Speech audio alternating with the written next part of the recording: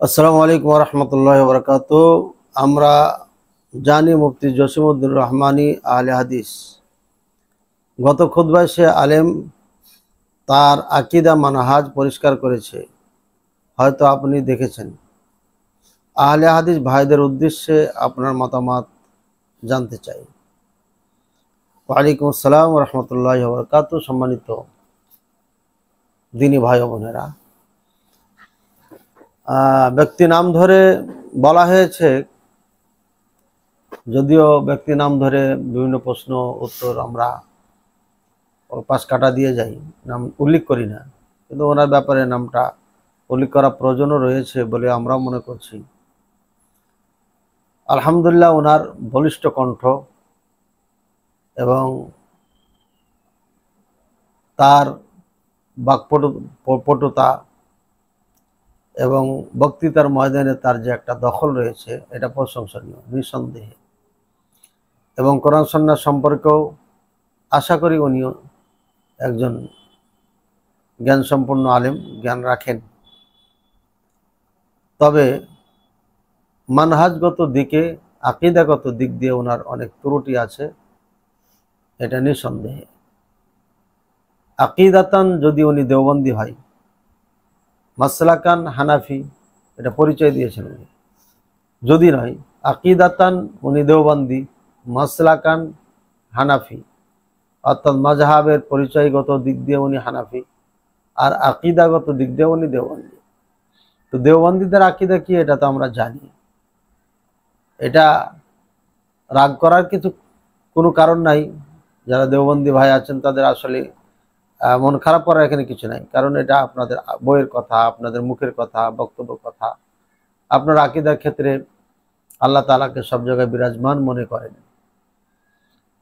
এবং রাসূলুল্লাহ সাল্লাল্লাহু আলাইহি ওয়াসাল্লামকে হায়াতুন নবী এই পরিভাষা আবিষ্কার আপনারা করেছেন। হায়াতুন নবী, হায়াতু মুসা, ইব্রাহিম, এগুলো কিন্তু কখনো বলা হয়নি। এই পরিভাষাটা হানাফি মাযহাব পরিচয় দানকারী ভাইদের থেকে এসেছে। নবীদের জীবনী লেখা হয়েছে, হায়াত মানে জীবনী, কিন্তু এই পরিভাষা দিয়ে কখনো কোনো নবীকে কেউ ডাকেনি। এবং আজও আরব দেশের মানুষ হায়াতুন নবী বলে, জিন্দা নবী বলে তারা এভাবে বক্তব্য দেন না। বরঞ্চ এটাই মাসালা, আকীদা হচ্ছে রাসূলুল্লাহ সাল্লাল্লাহু আলাইহি ওয়াসাল্লাম জীবিত আছেন কবরে, এই জীবিত দুনিয়ার মতো নয়, বরঞ্চ এটা হায়াতে বারজাখিয়া, সে ভিন্ন একটা জগৎ। সুতরাং সেটা নিয়ে আমাদের ঝগড়ার কোনো একটা সাবজেক্টই না। তারপরে এটাকে একটা সাবজেক্ট বানিয়ে রেখেছেন। তুলনামূলক দেওবন্দি ভাইয়েরা আল্লাহ রাসূল সাল্লাল্লাহু আলাইহি ওয়াসাল্লাম সম্পর্কে আকীদাগত ঠিক আছে, তারাও মাটির তৈরি মনে করেন। গায়েব জানেন না, এটাও তাদের আকীদা।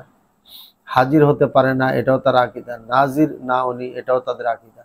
মোটামুটি রাসূলুল্লাহ সাল্লাল্লাহু আলাইহি ওয়াসাল্লাম সম্পর্কে আমাদের সাথে, আহলে হাদিসের সাথে তেমন কোনো বিরোধ নাই, কিন্তু আল্লাহ সম্পর্কে আছে।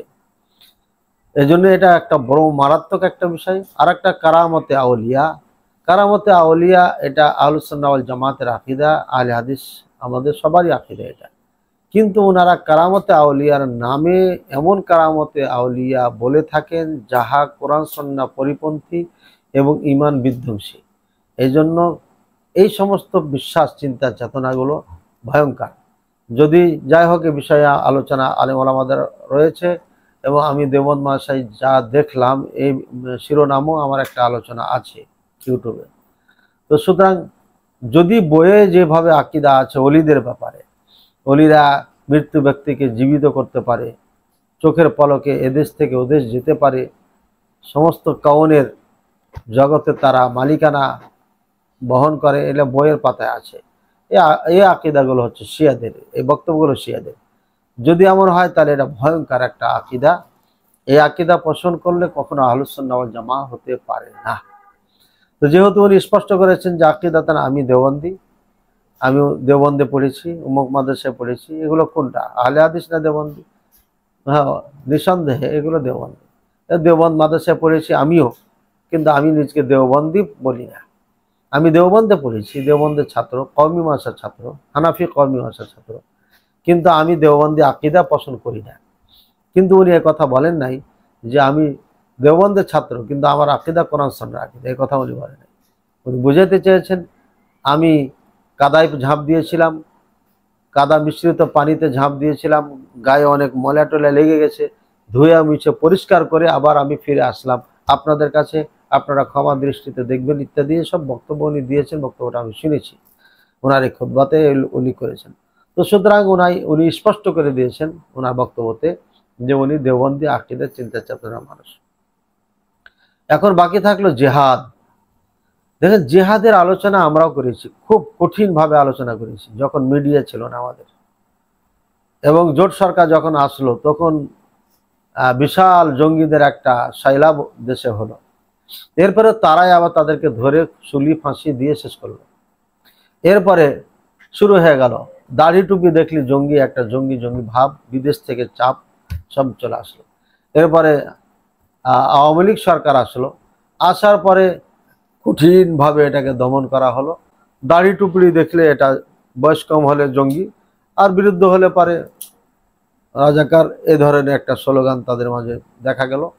যার কারণে এই বক্তব্যগুলো আপনার কঠিন হয়ে দাঁড়ায়, একসময় কঠিন হয়ে দাঁড়িয়েছিল সবার জন্য। এবং আলেম ওলামা আহলে হাদিস বলে না, সবাই এটার থেকে বিরত ছিল। তবে জেহাদের কথা, উহুদের কথা, বদরের কথা, বিভিন্ন কথাগুলো ওলামায়ে কেরাম আমরা বলেছি, সবসময় বলেছি, বলছি, বলবো ইনশাআল্লাহ।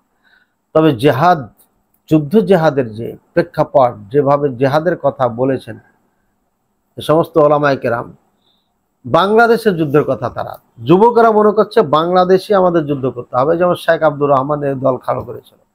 কারণ জজেরা কোরআন সুন্নাহ ভিত্তিক বিচার করে না, নেতারা দেশ কোরআন সুন্নাহ ভিত্তিক পরিচালনা করে না, সুতরাং এরা সব কাফের হয়ে গেছে। নাউজুবিল্লাহ। এ তাকফিরুল হুকুমা, গোটা সরকারকে কাফের বানিয়ে দেওয়া, এটা খাওয়ারিজদের চিন্তা চেতনা ছিল, আকীদা ছিল। তো এই পথে পা দিয়েছেন, এবং তাদের যেগুলো অনুসারী রয়েছে তারা খুব উগ্র। যখন আমরা এই বক্তব্যগুলো দিই তারা খুব গালিগালাজ করে, আপনারা কমেন্টে দেখবেন, এরা উগ্র। এবং আপনারা ইতিহাস জানেন, ওসমান রাদিয়াল্লাহু তাআলা আনহুকে বসরা, কুফা, মিশর দুই করে ৬,০০০ যুবক এসে ৪০ দিন গৃহবন্দী রেখে ওসমান রাদিয়াল্লাহু তাআলা আনহুকে হত্যা করেছিল। ইতিহাস প্রমাণ করে আব্দুল্লাহ বিন সাবা ইহুদির প্রোপাগান্ডায় পা রেখে এই যুবকগুলো বিভ্রান্ত হয়ে, পথ হারা হয়ে, মানহাজ হারা হয়ে ওসমান রাদিয়াল্লাহু তাআলা আনহুর মতো একজন জান্নাতের সার্টিফিকেটধারী সাহাবীকে অন্যায়ভাবে হত্যা করেছে, তাকে আপনার হত্যাযোগ্য পাপী মনে করে। বলেন নাউজুবিল্লাহ। ওসমান রাদিয়াল্লাহু তাআলা আনহুকে হত্যাযোগ্য পাপী মনে করে তাকে হত্যা করেছে। তাহলে এই যুবক যদি তৈরি হয়ে যায়, যেভাবে আমাদেরকে কমেন্টে গালি দেয়, এরা পাইলে আমাদেরকে হত্যা করবে। সুতরাং জসিমুদ্দুর রহমানী সাহেবের যে বক্তব্য, এটা ক্লিয়ার করতে হবে। এই যুদ্ধ কোথায়? বাংলাদেশে না, আফগানিস্তানে না, কাশ্মীরে না, ইন্ডিয়াতে না, মায়ানমারে কোথায়? এবং তাদের সৈনিকগুলো কোথায় ছিল? মায়ানমারের সাথে যুদ্ধ করলো না কেন? যে রোহিঙ্গারাকে আগুনে পুড়িয়ে দিল, জবাই করলো, হত্যা করলো, ভাগিয়ে দিল, দেশান্তর করলো। এবং এখনো তো রাঙ্গামাটি সহ এখানে তো আপনার উপজাতিরা দেশের বিপক্ষে যুদ্ধ করছে। তাহলে আপনারা কাদেরকে কোন পথে ডাকছেন? যুদ্ধ মানে কি বোঝাতে চাচ্ছেন? এটা তো আমাদের কাছে অস্পষ্ট। আমাদেরকে বুঝান এবং ক্লিয়ার করেন। ক্লিয়ার না করে এই যুবকদেরকে বিভ্রান্ত করা কোশ্চিনকালও উচিত নাই।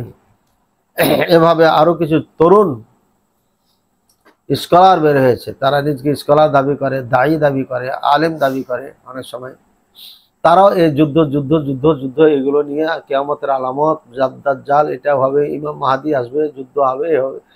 বাহ, মনে হচ্ছে তারাই ইসলামের